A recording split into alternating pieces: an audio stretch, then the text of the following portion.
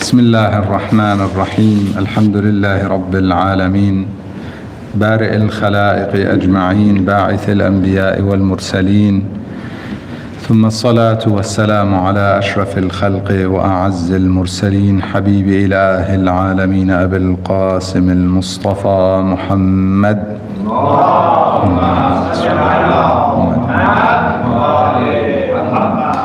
وعلى آل بيته الطيبين الطاهرين المعصومين المنتجبين، سيما بقية الله روحي وأرواح العالمين له الفداء.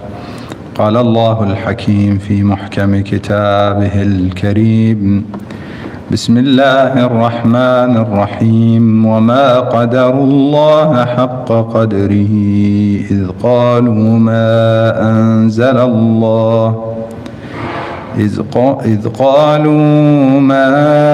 أنزل الله على بشر من شيء.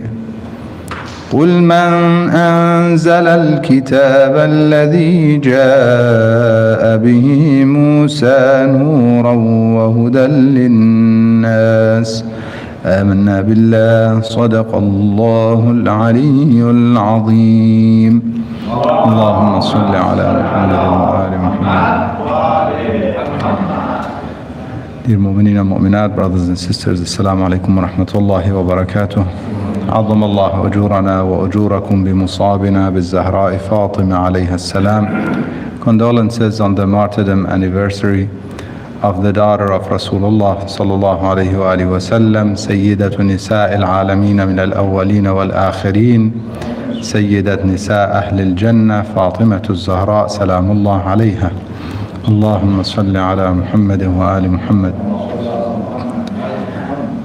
May Allah subhanahu wa ta'ala grant us the opportunity to be amongst the sincere followers of Ahlul Bayt and the Shia of Ahlul Bayt, the Shia of Fatimah al-Zahra salamullah alayha, those whom she intercedes for on the Day of Judgment, those whom she picks and chooses on the Day of Judgment to admit with her to paradise, insha'Allah. What a privilege to be amongst the lovers and followers of Ahlul Bayt, and especially one who Rasulullah sallallahu alayhi wa sallam said regarding her that God is pleased with what she is pleased with, and God is angered with what she is angered with. Yardallah li ridaha wa yaskhatu li sakhatiha. May Allah subhanahu wa ta'ala make us amongst those who bring pleasure to the heart of Fatima, pleasure to the hearts of Ahlul Bayt, pleasure to the heart of Rasulullah sallallahu alayhi wa alihi wa sallam. Allahumma salli ala Muhammad wa ali Muhammad. The ayah that I began with from Surah Al-An'am, Allah subhanahu wa ta'ala links our faith and belief in prophethood or nubuwah or the appointees from God to believing in God. And that is why in our usul, the principles or the roots or the core beliefs of the followers of Ahlul Bayt, we say everything goes back to monotheism or Tawheed. Tawheed is the core, and everything is related to Tawheed. Believing in the messengers of God is part of believing in the oneness of God and the attributes of God, because we know that Allah subhanahu wa ta'ala is the hadi, is the guide, therefore He guides. And so believing in His messengers as guides is a necessity, part of the necessity of believing in God. Part of believing in God and the oneness of God and the attributes of God is to believe that He sent messengers. That is why He says in this ayah 91 of Surah Al-An'am, وَمَا قَدَرُ اللَّهَ حَقَّ قَدْرِهِ. They did not give God His right status and state when they said He did not send anything upon a man. One of the very frequent arguments of the non-believers against faith and against the prophets of God is in fact the fact that these prophets are human beings.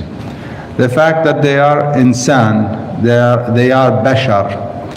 And that is why they would say, well, if God revealed to them, why didn't He reveal to me, to us? Because they think, well, He is bashar and I am bashar. He is a human, I am a human. Why did God speak to him and not to me? Why did the Quran got revealed to him and not to me? And this continues, this circle or this kind of argument spreads not just against the Prophet but against any individual, and it stems from arrogance, it stems from kibr. It comes from the angle where one thinks, well, I am so good, I am so high, I am so pure, why is it that he is special and not me? And that is why oftentimes you'll find this problem amongst people versus, certain level of scholars or certain level of individuals who may have more knowledge than them. And so they try and prove that I am there too, I know something too.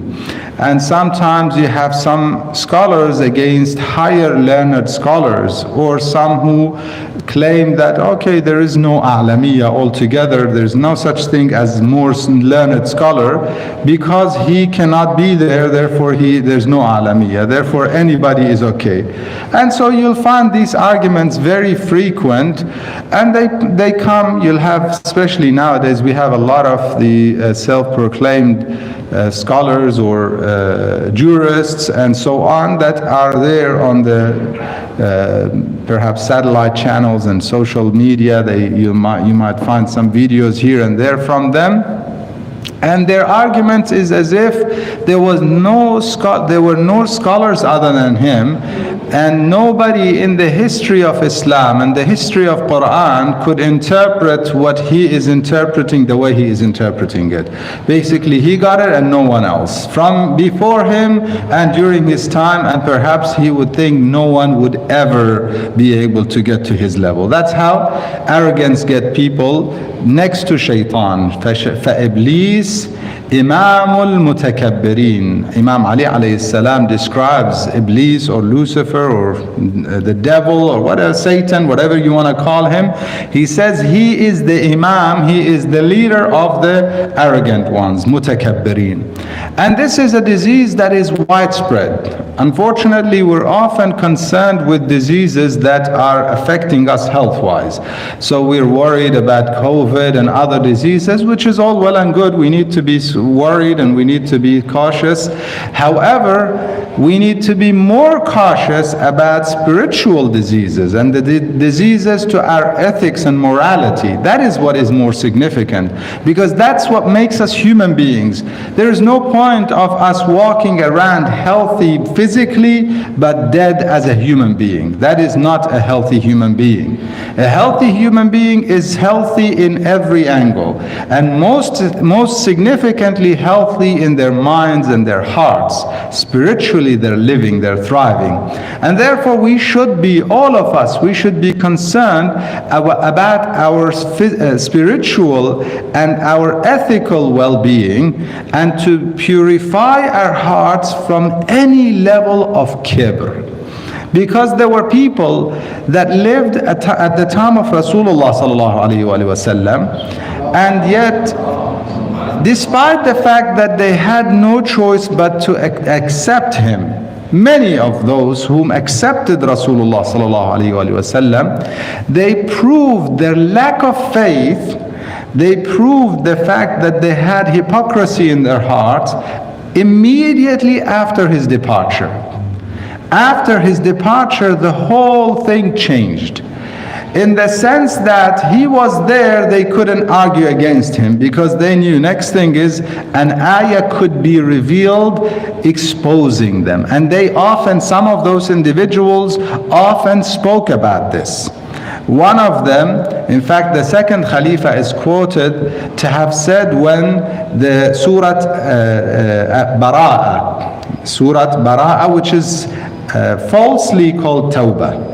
It is, the Ahlul Bayt called it Bara'ah. Allah subhanahu wa ta'ala started it with Bara'ah, and Ahlul Bayt referred to it as Bara'ah. bara'a. Bara'a means dissociation. I have nothing to do with kuffar and munafiqeen and so on. This is bara'a. They called it tawbah, and they used some reasons because they don't like the tone of bara'a. It was, when it was revealed, Rasulullah sallallahu alaihi wasallam was given a special task that you or someone from you has to deliver these ayat. This is why he sent Imam Ali alayhi salam, Amirul Mu'mineen. Read the history, Shia and Sunni, they all are unanimous on this, that Imam Ali alayhi salam went and stopped the first Khalifa. Abu Bakr was going to deliver these ayat. Imam Ali was sent by Rasulullah sallallahu alaihi wasallam to stop him and say that God has revealed to his messenger that either he delivers them or someone from him. Therefore, you're not allowed to deliver these ayat. I can deliver them. And the one who delivered these ayat is none other than Imam Ali alayhi salam. When that chapter was revealed, the second Khalifa is quoted to have said, in the history it's recorded, that when Bara'a was revealed, we were so worried that it will not leave any of us. It'll expose all of us. I don't know, expose them about what? But obviously, there is something in the heart, some worries there that they were worried about.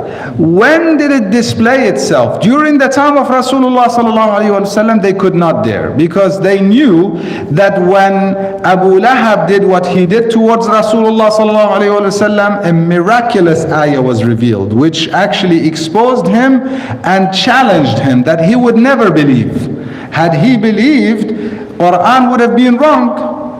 Rasulullah sallallahu alayhi wasallam would have been wrong. He could have ruined the entire revelation by believing. When the ayah was revealed, تَبَّتْ يَدَا أَبِي لَهَبٍ وَتَبٍّ مَا أَغْنَى عَنْهُ مَالُهُ وَمَا لَهَبٍ وَمَا كَسَبٍ, and the rest of the ayat, Allah subhanahu wa ta'ala exposed him. Another one called Rasulullah sallallahu alayhi wa sallam al-abtar, an ayah was revealed. Inna shani'aka huwa al-abtar. Your enemy, the one who hates you, is the abtar. Therefore, they were worried at the time of Rasulullah sallallahu alayhi wa sallam. They could see divine power in Rasulullah sallallahu alayhi wa sallam. Therefore, they behaved. But as soon as the Prophet departed, their arrogance came to them. That arrogance that you and I should purify ourselves from, our hearts from, it came to them, it caused them to harm his family, the one whom the Prophet ﷺ day and night emphasized again and again about the status of his family and how whoever harms them is harming him, and whoever harms him is considering himself as the enemy of God, trying to harm God. وَمَنْ آذَانِي فَقَدْ آذَى اللَّهِ. Can I harm God? I cannot harm God, but the intention is there. If I'm trying to harm the messenger of God, in other words, I am trying to harm God. Yes, I may not achieve in doing so because Allah subhanahu wa ta'ala is unaffected. The hadith doesn't mean that they are capable of harming God. It means that that is their intention. That's the reality of their action and intention. Therefore, they came to this family and they said, Ali alayhi salam is too young. They set him aside. Amongst themselves, they chose another person. The Prophet gave his daughter a piece of land, fadak. They came and said, this gives Ali alayhi salam, who's in charge of it with his wife Fatima salamullah alayha, it gives them financial strength, which could give them political strength. And in order for them to strip them from that, they made sure they usurped the right of Fatima salamullah alayha. And they came and took that land from her. They exposed themselves immediately after the departure of Rasulullah sallallahu alaihi wasallam. All of them, go and read the history. I don't want to mention names, and we are not here to disrespect the glorified characters that Muslims by and large respect and they try and hold high. I encourage Muslimin and Muslimat, Mu'mineen and Mu'minat to read the history and reflect with open hearts. Why is it that the daughter of Rasulullah sallallahu alayhi wa sallam, the only daughter of Rasulullah sallallahu alayhi wa sallam, the part of the heart of Rasulullah sallallahu alayhi wa sallam, the one whom he always and often referred to her as bad'atun minni. She is a part of Rasulullah sallallahu alayhi wa sallam, and he does not speak emotional. In huwa illa wahyu yuha. The one whom was so close to Rasulullah sallallahu alayhi wa sallam, Ahlu Bayt al-Nubuwah, I referred to them last night. The Prophet often said, Assalamu alaikum ya Ahl Bayt al-Nubuwah, the household of prophethood. In other words, the partner of Rasulullah sallallahu alayhi wa sallam in his mission. Why is it that she departed this world while she was angry with the leaders of the Muslim Ummah at the time? Sakhitah. And this is narrated by Muslims, Shia and Sunni, that she departed this world while she is angered by them and was displeased with them. Even when they asked Imam Ali alayhi salam, and eventually he allowed them to come and ask for her pardon, for her to forgive them, she said, oh God, be witness that I am displeased with them and that they have harmed me. Allahumma shahad bi anna hadan aghdabani. They harmed me, intentionally they harmed me. This is how she left this world, the daughter of Rasulullah sallallahu alaihi wasallam, at such a young age. Ask yourself that question. Perhaps that would realign us with the family of Rasulullah sallallahu alaihi wasallam, so that we don't go around and say that God did not choose anyone, because after Rasulullah sallallahu alaihi wasallam we have no choice but to accept that God chose Rasulullah. Yes, I cannot be a Muslim if I say God did not choose Rasulullah sallallahu alaihi wasallam. But unfortunately, many Muslims after Rasulullah denied all of the figures that God chose, including his son-in-law and his brother Imam Ali alayhi salam, whom he said about him, Anta minni bimanzilati Haruna min Musa, you are to me like Harun was to Musa, meaning you are my partner and aid and support. Wa khalifati min ba'di, declaring him the Khalifa after him. Why is it that now we don't recognize the family of Rasulullah sallallahu alayhi wa sallam to be the rightful leaders of Islam and Muslims, regardless of who the political leaders of the time were? We're not debating the history and saying that this guy did not become a Khalifa and the second guy did not become a Khalifa, or any of the other guys. In fact, we cannot deny the history when Yazid la'natullah alayhi was the Khalifa of the Muslims. He historically became the Khalifa of the Muslims. Is he the rightful leader of the Ummah? I hope that nobody thinks so. I hope that no Muslim thinks that such a character as Muawiyah or Yazid can be the rightful leaders of the Muslim Ummah. Who is our leader? Let us realign ourselves with the family of Rasulullah sallallahu alayhi wa sallam and recognize their leadership. Bismillah ar-Rahman ar-Rahim.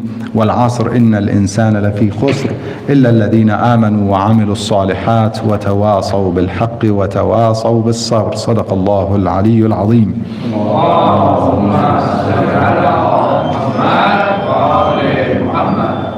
اللهم صل على محمد وآل محمد.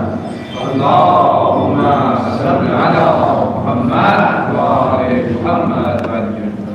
أعوذ بالله السميع العليم من الشيطان اللعين الرجيم. بسم الله الرحمن الرحيم. الحمد لله رب العالمين بارئ الخلائق أجمعين باعث الأنبياء والمرسلين، ثم الصلاة والسلام على أشرف الخلق وأعز المرسلين حبيب إله العالمين أبي القاسم المصطفى محمد. اللهم صل على محمد وآل محمد. اللهم صل على محمد المصطفى وعلى علي المرتضى وفاطمة الزهراء وخديجة الكبرى والحسن المجتبى والحسين الشهيد بكربلاء وعلي بن الحسين زين العابدين ومحمد بن علي الباقر وجعفر بن محمد الصادق وموسى بن جعفر الكاظم وعلي بن موسى الرضا ومحمد بن علي التقي وعلي بن محمد النقي والحسن بن علي العسكري والحجة القائم المهدي الإمام المنتظر صلوات الله عليهم أجمعين. اللهم وال من والاهم وعاد من عاداهم وانصر من نصرهم واخذل من خذلهم والعن من ظلمهم. اللهم اغفر للمؤمنين والمؤمنات والمسلمين والمسلمات الأحياء منهم والأموات. تابع اللهم بيننا وبينهم بالخيرات إنك مجيب الدعوات إنك على كل شيء قدير. عباد الله اتقوا الله وتزودوا فإن خير الزاد التقوى واتقوا الله لعلكم تفلحون. Dear mu'mineen and mu'minat, brothers and sisters, once again, assalamu alaikum wa rahmatullahi wa barakatuh.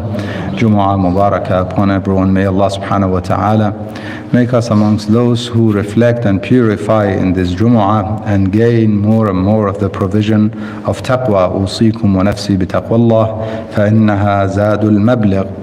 One of the issues that I want to remind all of the mu'mineen and mu'minat and myself, as we remember the daughter of Rasulullah sallallahu alayhi wa alihi wa sallam, is our responsibility towards Islam, Muslims, the Muslim Ummah, and towards humanity, in fact.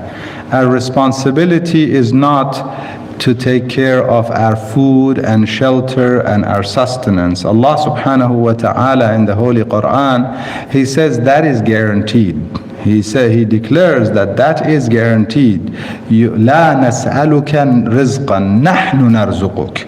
Allah subhanahu wa ta'ala addressing His messenger and you and I indirectly, He says that we do not ask you for sustenance, we sustain you. God sustains us. Well, I'm not saying that we should not work. That is part of our responsibility to work, but not worry. Worry about humanity.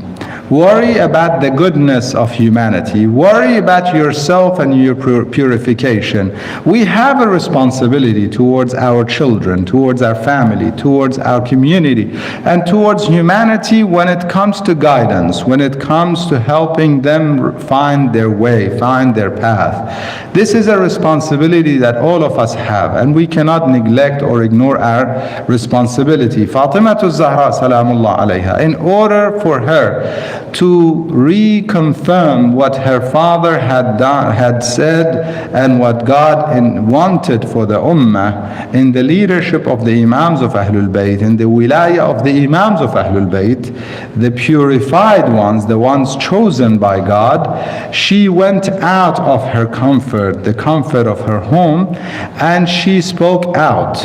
She was one who would not normally go out and speak, but she spoke.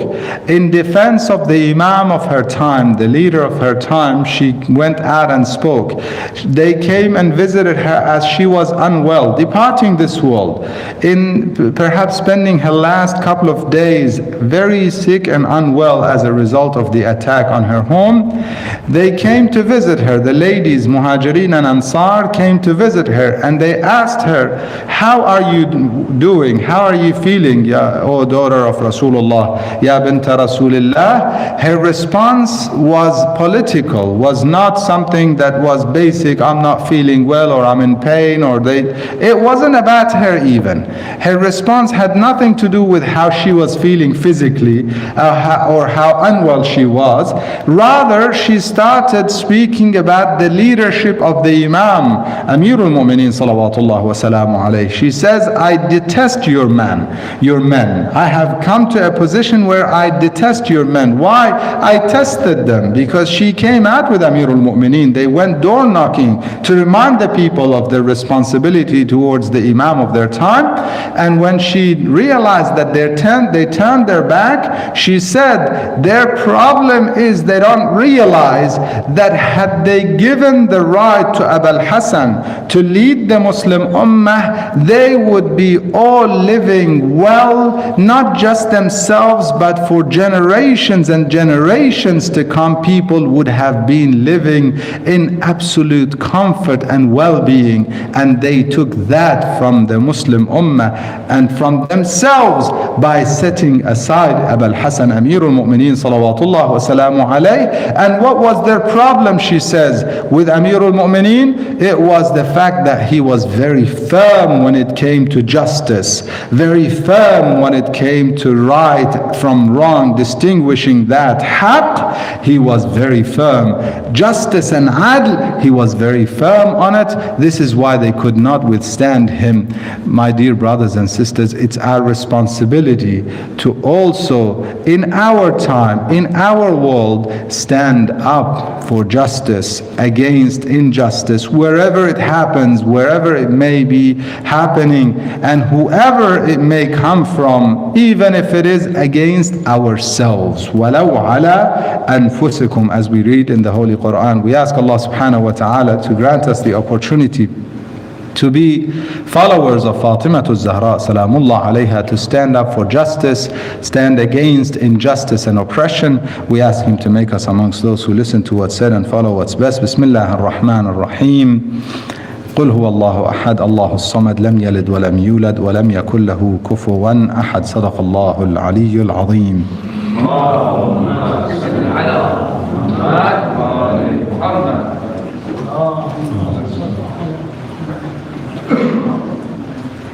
الله أكبر الله أكبر أشهد أن لا إله إلا الله أشهد أن لا إله إلا الله أشهد أن محمدا رسول الله أشهد أن محمدا رسول الله أشهد أن علي وأولاد المعصومين أفضل الله. حي على الصلاة حي على الصلاة حي على الفلاح حي على الفلاح حي على خير العمل حي على خير العمل. قد قامت الصلاة قد قامت الصلاة. الله أكبر الله أكبر لا إله إلا الله. صلاة الله. الله أكبر الله أكبر. بسم الله الرحمن الرحيم. الحمد لله رب العالمين الرحمن الرحيم مالك يوم الدين إياك نعبد وإياك نستعين اهدنا الصراط المستقيم صراط